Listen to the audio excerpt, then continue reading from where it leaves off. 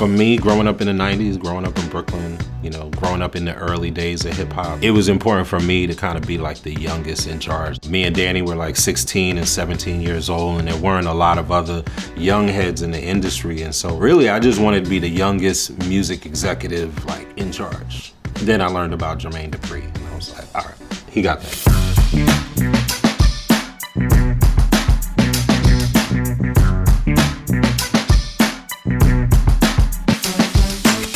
My name is Ant Marshall. I'm one of the owners of the Lyricist Lounge, a 32-year-old hip-hop institution, and I'm from Brooklyn. It was really about the folks around me at that time. So I'm going to high school with Mos Def, with Big L, but beyond that, some of the artists that, inspired me, Slick Rick. I had Slick Rick framed in a picture near my bed. He was really an idol, down to the point when we actually got the chance to work with him, I couldn't look him in the eye. Redman, Big Daddy Kane, Rakim, those were the ones that really impacted my life. My early days when it comes to hip hop was really about being a dancer. I was down with this dance crew called Ziggy that got signed to Polygram. My cousin Prance was the dancer, Special Ed, and that was my entry point. We realized that it's not that fun just dancing behind people. We wanted to really be in front, and that's where Lyricist Lounge was created.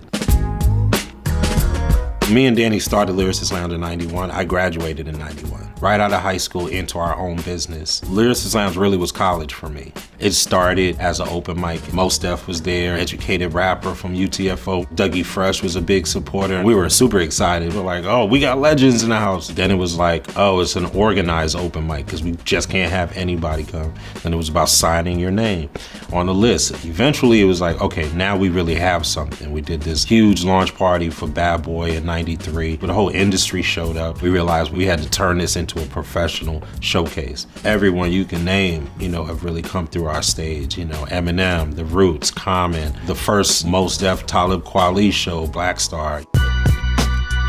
Our evolution in business has always been a gradual thing. It almost mirrors education, right? You start in high school, you go to college, you're in graduate school.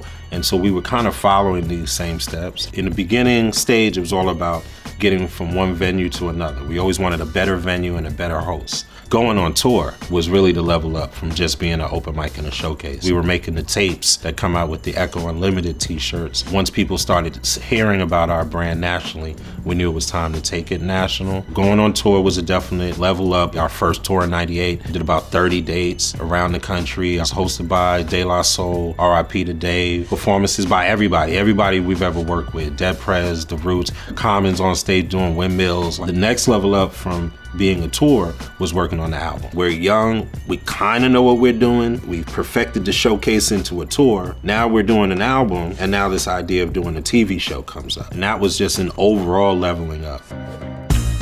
In the end, we realized that our home is really with the culture. The higher up we went, the more it felt like we were losing what made us special in the first place. At that time when hip hop was so pure and so honest and so authentic, every deal we did, in a sense, we sold the culture out. And not in a negative way, but you did a contract, and that contract included you giving up the masters to that project, and that was selling part of the culture away.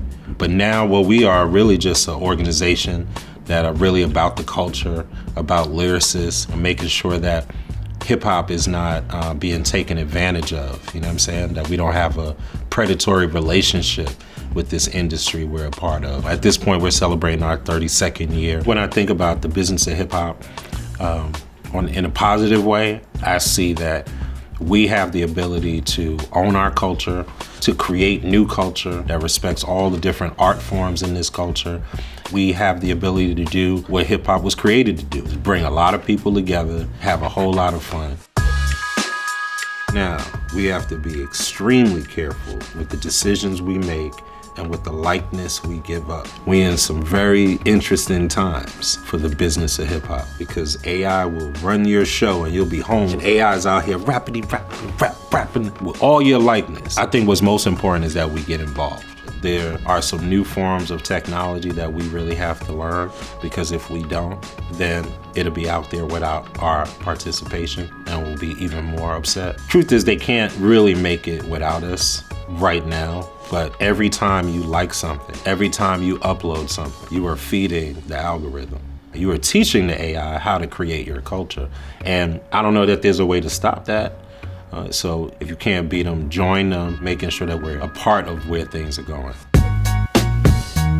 When it comes to Lyricist Lounge, what I really want is 16 and 17-year-olds to know that you can start your business right now, that you can continue your business while you're in college, that your opinion more than ever is extremely needed at the table, because you got a bunch of 60-year-olds making decisions for you, and they don't even really know what you want. Right now, my 3 kids are learning about augmented reality, learning about virtual reality, all mixed reality. We're creating a club called Club Kids, like they're learning now at 10 and 8. We got to start our kids with a lot more than we started with. The legacy of Lyricist Lounge for me is that young people understand that they can do their own thing as early as they want to and be super successful.